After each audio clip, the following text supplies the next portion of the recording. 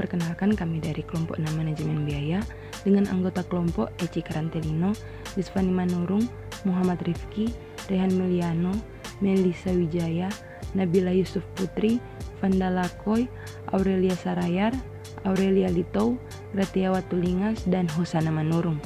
Di sini kami akan membahas materi tentang yang pertama, konsep cost driver untuk manajemen strategi. Kedua, konsep biaya untuk penentuan barang dan jasa. Ketiga, konsep biaya untuk perencanaan dan pengambilan keputusan. Keempat, konsep biaya untuk pengendalian manajemen dan pengendalian operasional. Materi pertama yang kami akan bahas yaitu konsep cost driver untuk manajemen strategi. Cost driver merupakan faktor yang memberi dampak pada perubahan tingkat biaya total. Untuk perusahaan yang bersaing berdasarkan cost leadership, manajemen terhadap cost driver kunci merupakan hal yang paling penting.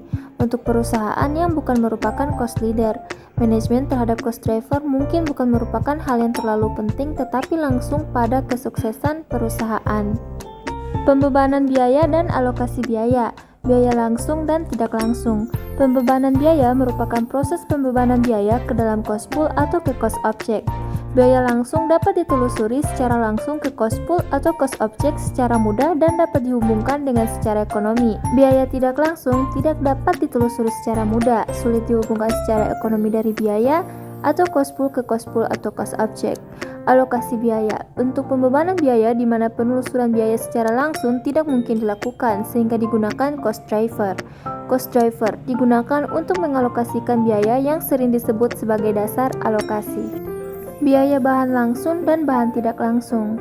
Biaya bahan langsung meliputi biaya bahan dalam produk atau objek biaya lainnya, seperti dikurangi potong pembelian tetapi sudah memasukkan ongkos angkut dan beban-beban yang berkaitan. Dan biasanya ditambah sejumlah tertentu yang reasonable yang berkaitan dengan sisa produksi dan unit-unit yang cacat produksi.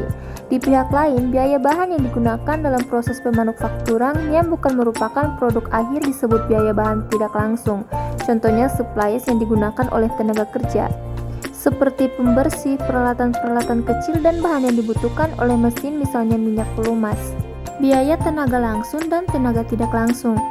Biaya tenaga langsung meliputi biaya tenaga langsung yang digunakan untuk membuat produk atau untuk menyediakan jasa ditambah dengan porsi tertentu untuk waktu yang tidak produktif yang normal dan tidak dapat dihindarkan seperti waktu istirahat dan waktu untuk pribadi. Biaya tenaga tidak langsung memberikan peran untuk mendukung proses pemanufakturan, contohnya biaya untuk supervisi, pengendalian kualitas, inspeksi, pembelian dan penerimaan bahan, tenaga kebersihan, waktu istirahat, dan pelatihan. Biaya tidak langsung lainnya meliputi biaya fasilitas, peralatan yang digunakan dalam memproduksi produk atau menyediakan jasa, dan peralatan-peralatan pendukung lainnya seperti misalnya yang digunakan dalam penanganan bahan. Semua biaya tidak langsung, biaya bahan tidak langsung, biaya tenaga kerja tidak langsung, dan biaya tidak langsung lainnya digabungkan dalam satu cost pool yang disebut overhead. Jenis-jenis cost driver. Yang pertama ada activity based cost driver. Yang kedua, volume based cost driver. Yang terakhir, structural dan executional cost driver.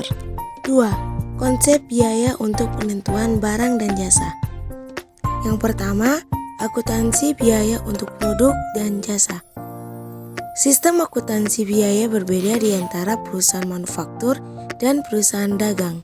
Dagang, perusahaan yang menjual produk akhir kepada konsumen. Jasa, seringkali tidak mempunyai persediaan ataupun mempunyai sedikit persediaan. Yang kedua, biaya produk dan biaya periode. Biaya produk untuk perusahaan manufaktur terdiri dari biaya yang diperlukan untuk menyelesaikan produk sampai produk siap dijual. Yang ketiga, rumus menentukan HPP dalam perusahaan. Rumus menentukan HPP dalam perusahaan yang berhubungan dengan rekening-rekening persediaan. Persediaan awal ditambah biaya yang ditambahkan sama dengan biaya yang ditransfer keluar ditambah persediaan akhir.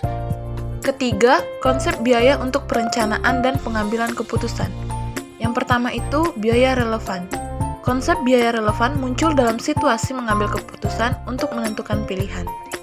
Jadi, pengambil keputusan akan membutuhkan informasi pada biaya relevan. Biaya relevan mempunyai dua sifat, berbeda untuk setiap pilihan keputusan dan akan terjadi pada saat yang akan datang.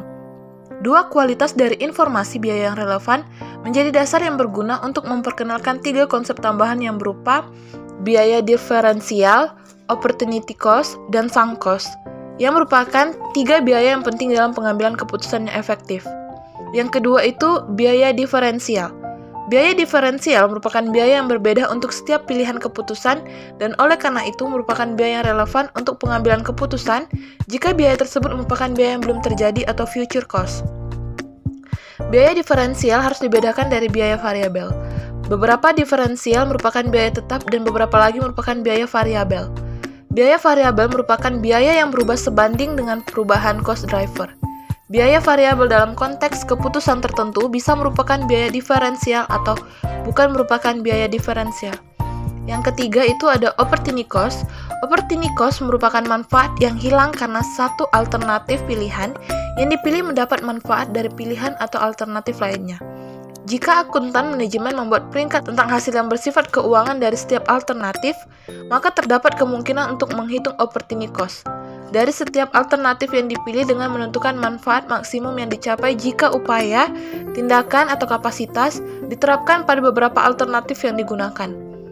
Konsep opportunity cost yang digunakan untuk mengukur dampak ekonomi yang potensial dari berbagai alternatif pengambilan keputusan.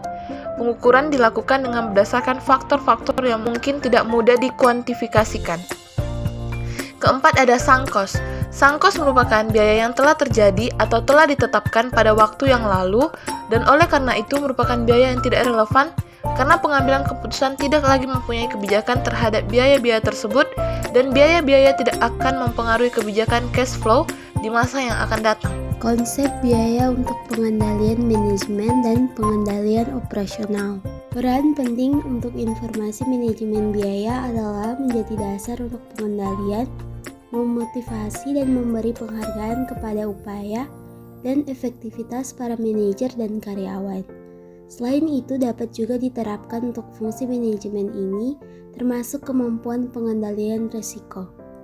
Biaya dikatakan terkendali atau dapat dikendalikan jika manajer atau pekerja mempunyai kebijakan dalam keputusan terjadinya biaya atau secara signifikan dapat mempengaruhi jumlah biaya dalam suatu periode tertentu yang biasanya jangka pendek. Ada dua pandangan tentang pentingnya kemampuan pengendalian dalam konteks motivasi manajer dan karyawan. Pandangan pertama, manajer atau karyawan yang seharusnya bertanggung jawab hanya pada biaya yang hanya dapat dikendalikan oleh manajemen.